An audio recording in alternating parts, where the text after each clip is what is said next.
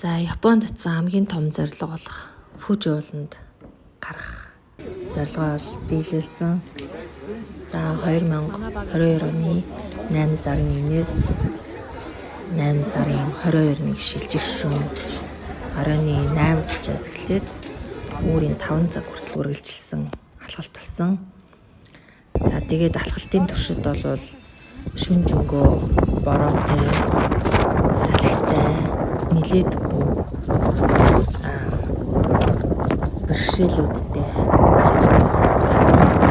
За нийтдээ Японы тойрон аялагч клубын 21 аялагч болон маш олон уулзтын хамт зассан чимээр 5 дугаар тавцангаас дээшээ 9 дугаар тавцан хүртэл гарсан оролцсон байгаа. За тэгээд оргил дээр гараад Украины нарыг үзэн гэсэн зорилготойгоор бид өсөжсэн бол яг оргил дээр бол тухайн өдрийн цаг агаарын байдлаас болоод нэлээд салхитай, манантай, за нар битил бүр юу ч харагдахгүйсэн.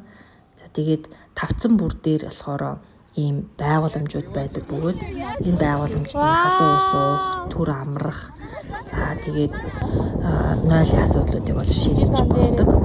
За тэгээд ер нь бүгдээрээ нараа харж чадахгүй буцъя да гэд урамгүйхэн байж идэл байгальтлын маань өөрөө нүд ирэмхийн зур бүх ман нарилаад салхи маань ч гэсэн тогтун болоод үзэсгэлэнгээ бидний өмнө харамгүй дэлгэсэн байна. За тэгээ яг энэ хүү цэлмэх агшны сэтгэл хөдлөлийг бол үгээр илэрхийлэх юм аргагүй үнэхээр сайхан байсан. Тэгээд манай багийнхан болохоор улсынхаа далбаг Фужи уулынхаа оргил дээр мандуулаад бүгдээрээ уухай ашиглалтаад яг тэрхүү агшинд бол маш их өөрөө бахархах мэдрэмж төржсэн. Үнэхээр үзэсгэлэнтэй харагдчихсан. За тэгээд энэхүү аялалд болохоор Японд дах Японы тойрон аялагч гэдэг групп байгаа. За тэгээд зөвхөн Фужи уул гэлтгүй маш олон аяллыг зохион байгуулдаг